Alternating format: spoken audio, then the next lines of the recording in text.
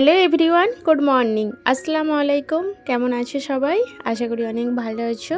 আমরাও কিন্তু আলহামদুলিল্লাহ ভালো আছি।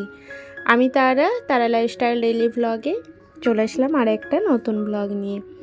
আশা করি আজকের ব্লগটা তোমাদের অনেক ভালো লাগবে, তবে লাস্ট পর্যন্ত দেখার জন্য কিন্তু অনুরোধ রইল। সকালবেলা উঠেই কিন্তু বাবুর জন্য ওই 1 থেকে 1.5 ঘন্টা আমাকে সময় রাখতে হয়, আর এখন সময়টা ওই প্রায় 8:30 বেজে গিয়েছে। তো বাবুকে এখানে রেডি করছিলাম, সাথে রোজ না একটা করে স্কুলে লেট হারিয়ে আসছে। তো পেন্সিলগুলো আমি খুঁজেই পাই না। ওকে যখনই এসে বলবো পেন্সিল কই, বলবে যা ভুল গেই ছোড় গেই, এমন এমন করবে। তো ওই রোজ মোটামুটি রোজ না হলেও 1-2 দিন ছাড়া ওকে একটা করে পেন্সিল আমাকে দিতেই হচ্ছে। তো এই যে এখনও ঘুমটা ছাড়েনি, আর সকালবেলাটা একটু মানে এখন 7:30 থেকে 8টার মধ্যে উঠে পড়তে হয় ওকে, সেই জন্য ঘুমটা ঠিকঠাকভাবে মানে সকালে ছাড়ে না। এই যে এখন কিন্তু রেডি হয়ে গেছে, ওর পাপাও রেডি, দিয়ে আসবে। আর আমি এখন দিতে যাই না, ও যেহেতু বাড়িতেই সকালে এখন এত সকালে অফিস যায় না, সেই জন্য ওই দিয়ে আসে। আবার যদি অফিস চলে যাই তখন আমি গিয়ে আবার নিয়ে আসি। তো এই যে ও চলে যাওয়ার পরেই আমি এখানে 2 গ্লাস জিরা পানি করিয়ে নিচ্ছি। এটা এখন লেবুর একটু নিচড়ে ওর সাথে খাবো। আর এই জিরা পানিটা খেলে কিন্তু আমার তো মানে বেশ ভালোই, সকালবেলা যেহেতু আমি একটু ব্ল্যাক কফি না হলে গরম পানি কিছু খাই, তো ভাবলাম একটু জিরার সাথে ওই দারুচিনি দিয়ে ফুটিয়ে এটা খেলে কিন্তু শরীরের জন্য মানে আমাদের যে এক্সট্রা চর্বিটা জমে যায় সেটা কিন্তু অনেকটা লস করতে কাজে লাগে। তো রোজ খেলে তো ভালো, বাট আমি রোজ খাই না, ওই যেদিন মনে থাকে সেদিনে করে নিই, না হলে কিন্তু ওই কফিটাই খাই। আজকে কিন্তু আমি এখনও ব্রেকফাস্ট করিনি, আর আমি ব্রাশ ট্রাশ করি না, এখানে রান্না করতে চলে আসলাম। অ্যাকচুয়ালি এই রান্নাটা আমি কিন্তু কালকে করছিলাম, কালকের ভ্লগটা যারা দেখেছো তারা হয়তো বুঝতে পারবেই। ওই ফুলকপি আলু মাছ করছিলাম, তো আমি না কষিয়ে টষিয়ে রেখেছিলাম, ভাবলাম এটাকে আমি রাত্রিবেলা বানাবো, কারণ কালকে 2-3টে তরকারি বেশি হয়ে গিয়েছিল।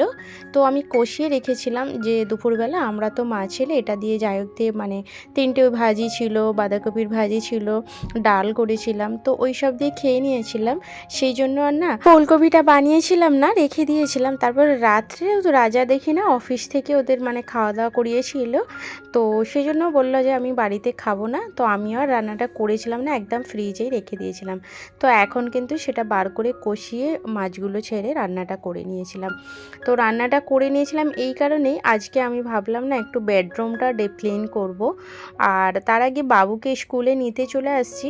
স্কুলে নিয়ে কিন্তু আমি যে সকালবেলা চা আর মাস্কা পাও, যেটা মুম্বাইয়ের কিন্তু খুব ফেমাস, বড়া পাও, মাস্কা পাওটা জাস্ট মাস্ট লাগে চায়ের সাথে, অনেক ভালো লাগে। তো আজকে ভাবলাম বাবুর স্কুলের মানে অপোজিট সাইডেই এই চায়ের দোকান আছে, তো রাজা বলছিল চলো আজকে চা একটু খাই এখানে বসে, বাবুকেও তাহলে একটা মাস্কা পাও এখানেই খাইয়ে নেবো। তো খাওয়া দাওয়াটা করে নিয়ে চলে আসলাম এখানে কিছু ফ্রুট নিতে।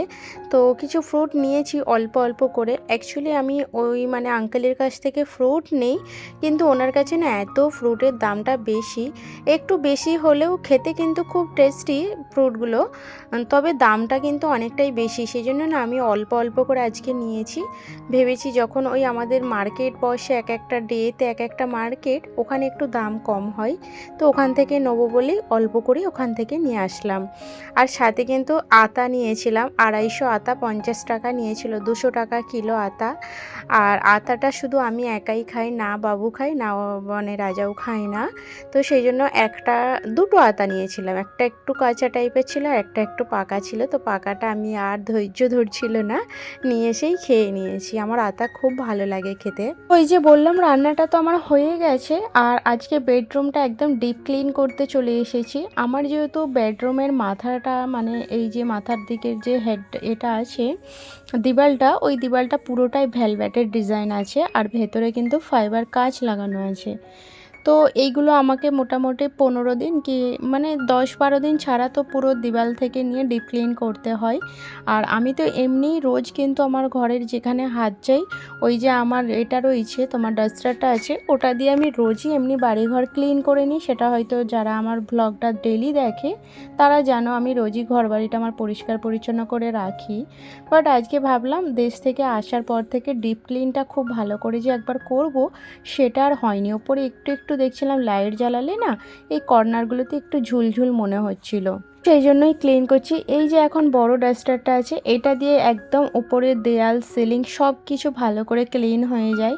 আর ছোটোটা দিয়ে তো এমনি মানে রোজই ঘর ঝাড়ু পোছা করতে করতে তাতেই কিন্তু ওটা দিয়ে আমার ক্লিন হয়ে যায়। আর আজকে তো আমি পুরো ডাইনিং বলছি সরি, ড্রেসিং টেবিল সব কিছু মানে একদম আমার সব মানে যে কসমেটিকগুলো আছে ওগুলো সবই নিচে নামিয়ে এবার ভালো করে ক্লিন করছি। তো এই যে এখন বাবুর যে কফি মাগটা, এটা কিন্তু আমার একটা বান্ধবী বার্থডের সময় দিয়েছিল, তো সাথে বাবুকে ড্রেসও দিয়েছিল। আর ওই কফি মাগটা কিন্তু আমার খুব পছন্দ হয়েছে, তো বাবুকে এখন ইউজ করতে দিই না, ওটা তুলেই রেখেছি যে ওর একটা ছোটোবেলার এমন স্মৃতি থাকবে। আর আমি যখনই কাজ করি আমার বাবু কিন্তু আমাকে খুব হেল্প করতে আসে, তো হেল্পিং হ্যান্ড কিন্তু ওই আমার হয়ে যায়, কাউকে আর লাগে না। বাট এই যে চেষ্টাটা আমার বেশ ভালো লাগে, ও করার চেষ্টা করে। তো ও বলছিল মাম্মা আমাকে দাও না, আমি করি। তো ও করবে কম, মানে চোখে পড়বে পাঙ্খাগুলোই, যেহেতু ময়লাটা একটু পড়বে ওপর দিক থেকে, সেই জন্য আমি বললাম তোমাকে এইগুলো করতে হবে না, দাও আমি করে নিচ্ছি, তুমি অন্য কাজ করো। আমি কিন্তু যখন ডিপ ক্লিন করি তখন একদম সব কিছুই ভালো করে ক্লিন করি, যাতে আমাকে ওই মোটামুটি 10-12 দিন তো রিল্যাক্স করতেই পারবো। আর এই ধরনের দুটো ডাস্টার অবশ্যই রাখা দরকার, একটা পুরো ওপরে, এটাকে ছোট বড়ও করা যায়। আর এই যে দেখো এসির ভেতরে টেতরে মানে কোনো কিছুতেই হাত আমাকে লাগাতে হবে না, কোনো কষ্টও নয়। আর এটা দিয়ে ক্লিন করতে কিন্তু আমাকে খুবই ভালো লাগে, অনেকটা সফট তো একদম ভালোভাবে কিন্তু যেখানে যেমনই নোংরা থাক ওটার সাহায্যে ঠিক পড়ে যায়।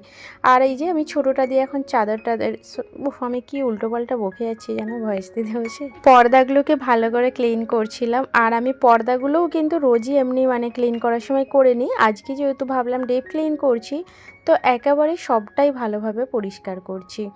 তো আমার ঘর বাড়ি সত্যি বলতে পরিষ্কার পরিপাটি রাখতে খুবই ভালো লাগে, কারণ ওই নোংরা করে রাখলে না, একটা দেখবে জয়েন্ট ফ্যামিলিতে থাকলে তুমি কতই আর কাকে বারণ করতে পারবে, তাই না? জয়েন্ট ফ্যামিলিতে থাকলে কিন্তু এই জিনিসটা হয় না। যারা জয়েন্ট ফ্যামিলিতে আছে তাদের ক্ষেত্রে বলছি, যে অনেকেই হয়তো বলতে পারো নিজের বাড়ি বলে করে নিচ্ছে, অ্যাকচুয়ালি ব্যাপারটা কি বলো তো, নিজের বাড়ি বলেই কিন্তু আমি সব কাজগুলো নিজের মতো করে করতে পারি।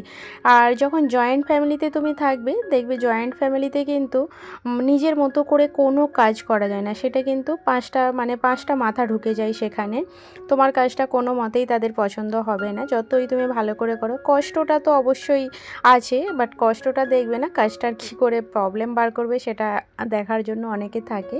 ধরো কোনো কিছু তুমি ক্লিন করেছো, সেই জিনিসটা হয়তো কাউকে বারণও করতে পারবে না যে এটা আমি এই পরিষ্কার করেছি, হাত দেবে না, কি করবে না, কি এটা এখানে রাখবে, এটা ওখানে করবে না, এই জিনিসটা বলা যাবে না।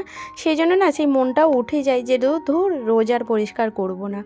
আর একা থাকার মধ্যে কি একটা সুবিধা হয় বলো তো, যে একা যে কাজগুলো আমরা করি সেগুলো নিজে হাতের কাজ, তো নিজে বুদ্ধি খাটিয়ে করব, আবার নিজেই সেই কষ্টটার মর্যাদা নিজেকেই দিতে হবে।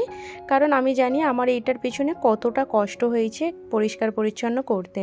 তো আমি যদি অযথা সব কিছু নোংরা করে রাখি তাহলে কষ্টটা বেশি আমারই হবে। তো আমি সেই জন্য যতটা পারি নিজের মতো করে সংসার গুছিয়ে রাখি, আর নিজের মতো করেই পরিষ্কার পরিচ্ছন্ন করি। তো সেই জোরটা রাখতেই হবে। কাজ করতে আমারও আগে খুবই কষ্ট হতো, বাট এখন কাজ করে করে একটা অভ্যাস হয়ে গেছে। আর এই অভ্যাসটা থাকা কিন্তু খুবই ভালো, কারণ আমি নিজেকে বলি সবসময় ব্যস্ত রাখতে চাই।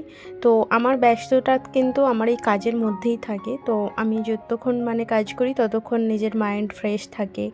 তো বাস এটাই। আর এমন করে আমি আমার ঘর বাড়িটাকেও গুছিয়ে পরিষ্কার পরিচ্ছন্ন করেও রাখতে পারি। সব থেকে বড় কথা হচ্ছে আমার এটা অনেক শখের ঘর, মানে অনেক কষ্টও বলতে পারো, আর অনেক অনেক কষ্ট করে আমি এই ঘরটা করতে পেরেছি। বাট এটা আমার কাছে কিন্তু একটা স্বপ্নের ঘর, সেই জন্য কিন্তু আমার স্বপ্নের ঘরটাকে আমি চাই একদম সবসময় পরিষ্কার পরিপাটি একটা চকচকে ভাব করে রাখতে। যেই আমার বাড়িতে ঢুকুক সবাই যেন একটা পজিটিভ ভাইবস নিয়ে আসে, আর সবারই যেন ভালো লাগে, বাস এটাই আমার সব থেকে দেখো কথা বলতে বলতে পুরো ঘর বাড়িটা আমি সুন্দর করে পরিষ্কার করে নিয়েছি, একদম ড্রেসিং টেবিল থেকে বেড থেকে পর্দা টর্দা এসে সব কিছু সুন্দরভাবে ক্লিন করে একদম বেডরুমটাকে সুন্দর করে একটা চাদর বিছিয়ে নিয়েছি। আজকের চাদরটাকে ইলাস্টিকওয়ালা নয়, আর ইলাস্টিকওয়ালা চাদর হলে না একটু টান টান হয়, খুব ভালো লাগে, বাট সেই জন্য কিন্তু আমি আজকে ঝুলিয়েই রেখেছি যাতে দেখতে সুন্দর লাগে।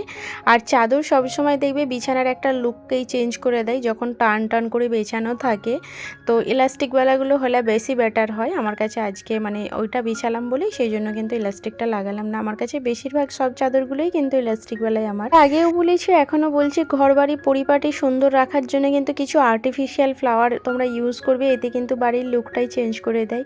এই যে আমার ওয়াশ বেসিনের কাছে এগুলো কিন্তু সব আর্টিফিশিয়াল আছে। ওয়াশ বেসিনের সাইডটা কত সুন্দর লাগছে। তো চলো, আমার কিন্তু সব কাজগুলো কমপ্লিট করলাম, আর কেমন লাগলো জানিও।